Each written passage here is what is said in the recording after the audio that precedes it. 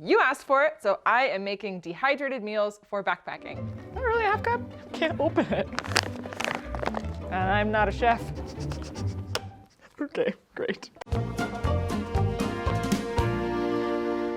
This is my show, gosh darn. What's up, friends? My name is Miranda, and this is the most requested Miranda in the Wild video. It happens to be winter, so I'm making my favorite winter backpacking meals, although realistically you could eat these year-round. It's not that I don't like the meals that you can buy in the store, but I just much prefer to make my own stuff. So I'm gonna show you that. Hopefully after this, you'll have a good understanding of how to use a dehydrator to make your own backpacking food, and then you can be inspired to make whatever shit you want.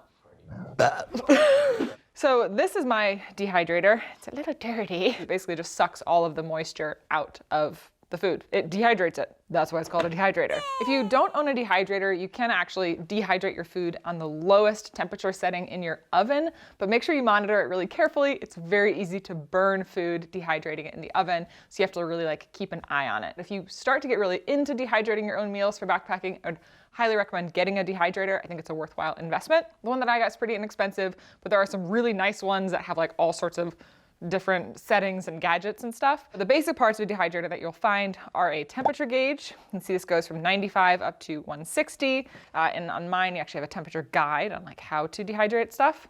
The dehydrator itself will come with these trays like this. You can get different inserts for your trays depending on the food that you're dehydrating. So if you're dehydrating something really small, you can get a tray like this that still allows for better airflow. Or if you're making something like the soup we're gonna make, you can get a tray like this. You don't have to purchase this. You can also use parchment paper, so I'll show you how to do that. Cool. Now that we know what we're doing, yay, food. So today I'm going to make a breakfast, a lunch, and a dinner option for backpacking. My breakfast is a spiced pear and pecan oatmeal. I forgot the pecans. Spiced pear pecan oatmeal without pecans. For lunch, I am making a lentil carrot soup, and then for dinner, I have a red cashew curry. So these are all gonna be vegan options, but super easy to add in whatever it is that you want. With that, let's make breakfast. So I have my pears here. I'm adding dates, but you could also use date sugar or brown sugar, some cinnamon, then some coconut milk powder. This is Laird's Unsweetened Coconut Milk Creamer. We actually sell this at REI. You can also just use powdered milk, but the coconut is a really good flavor. The only thing that I'm actually dehydrating for this are the pears. Knife. So I'm going to chop my pear into really thin slices. One thing with the dehydrator is that you should try and get stuff to be as even in size as possible, because then it will dehydrate more evenly. Something like this thin, kind of what you want. And then I'm gonna cut these in half. For these 3 meals that I'm making in my dehydrator, I am actually gonna dehydrate them all at once. One of the cool things about doing this is that if you have 5 trays in your dehydrator, you can just dehydrate everything overnight and then be ready to go in the morning. Oh, another thing, this pear is quite ripe. You don't want any fruits really that are overly ripe because they have a lot of moisture in them already, and that's gonna take a long time to dehydrate. Now my hands are dirty. So I have my pears here on my dehydrator to dehydrate. They're spread out, there's enough air around them, and then this is gonna go in the dehydrator at 135 for roughly 8 to 10 hours. Then once this is dehydrated, you're gonna have something like this little guy. It's still a little bit sticky, just like dried fruit that you buy at the store. And then in here, and then I'm gonna add my dates. In the very first food video that we did, somebody actually suggested date sugar in the comments, and that was the first I'd ever heard of it. So thank you to whoever suggested that. So we're adding our dates in here, and then some cinnamon. If you have cardamom, cardamom's really good. Nutmeg. I'm also gonna add in a little bit of this powdered coconut milk. We'll seal this up, give it a good shake. And there you have it. This is breakfast. So in this little stasher bag, I have my dehydrated pears, my half cup of oats, I have about a tablespoon of coconut milk powder, some cinnamon, and then if I had pecans, I would toss some pecans in here, or really any other crunchy thing that you want. To rehydrate this at camp, all you have to do is add 3/4 cup of boiling water and then let it sit for a little bit, and you will have delicious oatmeal. Let's move on to lunch. So the soup that I'm making is a carrot and lentil soup that I'm going to cook in a pot and then blend with my immersion blender, or just in a blender. Lentils actually dehydrate really, really well, so this is one of my favorite recipes to make. Ingredients, I have my lentils. Red split lentils cook really fast, and that's what I'd recommend using for this. I have an onion, I have ginger, a lime, and then I have some carrots, and then for spices, I have turmeric, cumin, and paprika. So I have 2 carrots here, and I'm just gonna chop these roughly into like bite-sized pieces. It doesn't need to be exact, especially because this just gets cooked to the point that you can blend the carrots. I mean, honestly, you're really just cooking them until they're like mushy, like baby food. So if that doesn't get you excited about this meal, I don't know what will. All right, cool. So carrots in the pot, and the next is ginger. You can also use powdered ginger. I just really, really like fresh ginger. Cool, and then we're gonna do half of this onion. So same thing with the onion as with the carrots, we're just like chopping roughly, because it all just goes in the pot. So we have 2 carrots, half of an onion, a 1-inch piece of ginger in here, and now we are going to add our lentils. I have onion hands. So we're doing a half cup of lentils, and now I'm gonna add my spices. So for spices, I have cumin and paprika, which I'm gonna do a half teaspoon of each of those-ish. Add spice to taste. And then I'm adding about a teaspoon of turmeric. This is really what gives it the like pretty orange, yellowy color. Plus it's delicious. This stuff is the best. This might be my favorite spice ever. I also like to add a little bit of chili powder to this, but one thing I've noticed with dehydrating, and I have no idea if this is scientifically accurate or not, but it seems like when I add hot spices to things before I dehydrate them, it like dehydrates out and then it's not as spicy. If you want to add something like cayenne or chili powder, I would actually recommend doing it after you've dehydrated stuff. Cool, so we have all of our ingredients in our pot here except for our lime juice. I'm going to add 1.5 cups of vegetable stock into this to cook it. You can also use water or chicken stock or whatever. I'm gonna start with 1.5 cups, and then if I need to add more water as it's cooking, I can do that. And if you were just using water, I would recommend adding a little bit of salt as well. This is gonna make a really thick soup. The less liquid that we have, the easier it is to dehydrate it. And we're gonna give this a little stir, and then we're gonna put it on our stove.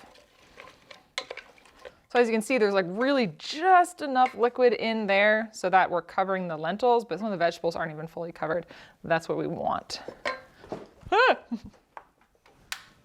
So we're gonna put this guy on here. What I'm gonna do is I'm gonna have this on high heat on my stove, bring it to a boil, and then I'll turn the heat down to a simmer and let it simmer for about 20 minutes or until the lentils are soft. While this is cooking, I'm actually going to zest and then juice my lime.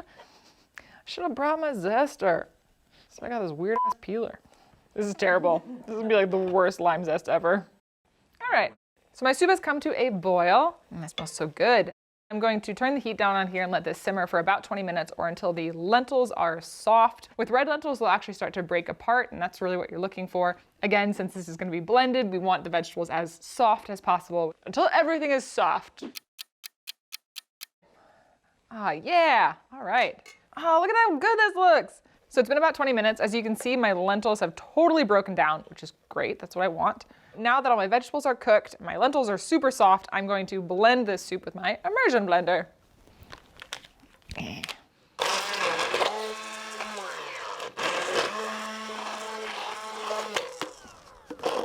There's a lot of suction in there.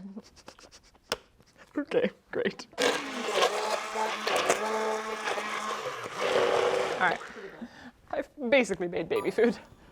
So here is my blended lentil carrot soup. As you can see, it's pretty smooth. You're going for like a thick paste. I feel like I can't emphasize that enough because the more water that's in here before you dehydrate it, the longer it's gonna take to dehydrate, and that's just a huge pain in the butt. So I'm gonna add my lime. I add the lime juice in afterwards, so you like have that kind of like bright lime acidic taste on the soup. This is also gonna help keep the color of the soup when you dehydrate it. At this point, you can do a taste test. Make sure you like all the spices and flavors. You can always add in some more stuff before you dehydrate it. So I have this special tray for my dehydrator. It's just like a plastic tray that fits into mine. You can also just use parchment paper if that's what you have access to. So we want the food to be totally cool before you dehydrate it so that you don't have like extra steam and heat in here as the food is dehydrating. This is especially important because I'm dehydrating multiple foods at once. So once it's totally cool, the dehydrator can basically like apply even heat to all the food at once. I definitely have some big chunks of carrot in here. Whatever. The reason I decided to try this soup and make it is that I found that dehydrating dal, like spiced lentils, is really super easy and really tasty. And so I wanted to try something that had like a little bit more flavor to it. And this carrot lentil soup is delicious. And this is gonna also dehydrate for about 8 to 10 hours. I have found that with foods like this, foods that you like spread out, it's best to be able to turn them over. And after about 6 hours or 8 hours in the dehydrator, this will be sort of wholly. It'll be like broken apart, and then I can just easily flip over the pieces of the soup and allow it to dehydrate for a little while longer. So once this is dehydrated, I'll then put it into a food processor to grind it into a powder, and this is what you get. This bag here is all of this soup with all the liquid gone. And then to rehydrate this, if you add about 8 ounces of water, you're gonna have a really thick soup. If you add all the way up to like 24 ounces of water, you're gonna have something a lot more liquidy. The reason I can dehydrate all this stuff together is that none of it's particularly smelly. If you have really smelly foods you're dehydrating, don't dehydrate them with other foods, because then all your foods will be smelly. Like jerky. I hear that you should not dehydrate jerky with something like pears. Awesome, I'm gonna clean up and then we will move on to dinner.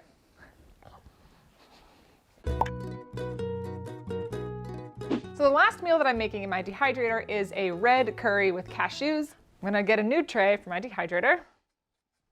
And there we have it. So in my red curry cashew, I am using rice as the base, and then I have the powdered coconut milk that we used for breakfast, as well as a red curry paste. And then for vegetables, I have broccoli and green beans and onion and some baby corn. Although really you could dehydrate any vegetables that you want. Again, for this, I'm just adding cashews as my protein, but if you are a meat eater, you can always add in some meats or even add in tofu. So with the vegetables, all I wanna do is chop these into bite-sized pieces. Our onion, we are going to slice thinly. If you have a mandolin, mandolin is a great thing to use for a dehydrator because you get everything really evenly. And then our broccoli. Baby broccoli is actually perfect for this recipe as opposed to big heads of broccoli like this, because it's already in like kind of small florets. But I'm gonna chop up some of this into like little tiny broccoli pieces. The comparison to like what I'm doing versus like cooking shows is hilarious. This is what it's actually like in my kitchen. Yeah, this might look like a lot of vegetables because it is, but it also just dehydrates down really small. That's actually one of the coolest things about a dehydrator. So that you can put a bunch of stuff in a dehydrator and then it gets really small, which is why it's great for backpacking. Which is why we're doing it. So I'm gonna pop the green beans and the broccoli in here. If you're doing other vegetables, put those in here as well. The reason that I'm cooking them in water and not in oil, and you'll notice I haven't used oil for any of my foods yet, is because dehydrated oil gets rancid really quickly. So actually to make this curry, we're using dehydrated coconut milk, or like powdered coconut milk, rather than cooking it with coconut milk and then dehydrating it. Just because all that fat just, yeah, it goes bad very quickly. And let's get some baby corn in here too. I'm actually not going to cook my onion. I'm just going to dehydrate it raw because I like raw onion. Cool, so now I'm going to add just a little bit of water in here and then we will bring this to a boil, cover it and let it simmer for like 3 to 5 minutes just to lightly steam our vegetables. Broccoli away! While that's doing that, I'm gonna spread out my onion on my dehydrator tray and work on prepping the other stuff I have to dehydrate. Oh, one thing I forgot to mention is that after these are done cooking, I'm going to drain the water and put them in cold water, even ice water. I just wanna keep them from continuing to cook and then cool them down fast enough to put them in my dehydrator. All right, so now this is boiling. I'm gonna turn the heat down. I'm just gonna give it like a couple minutes. You just want it to be like bright, like green, like ah. Cool, so I have my onion spread out on this tray. I chopped up the entire half of that onion, but that was a really big onion, and I don't want to pack this any more full than it already is. So I'm gonna rotate to a new tray. Can we have magic hands fly in? Is that allowed?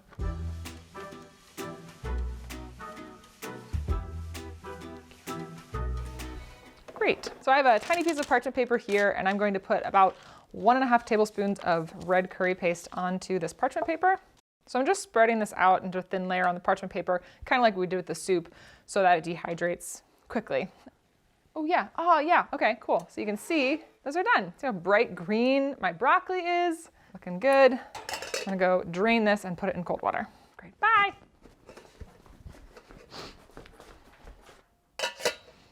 Ah!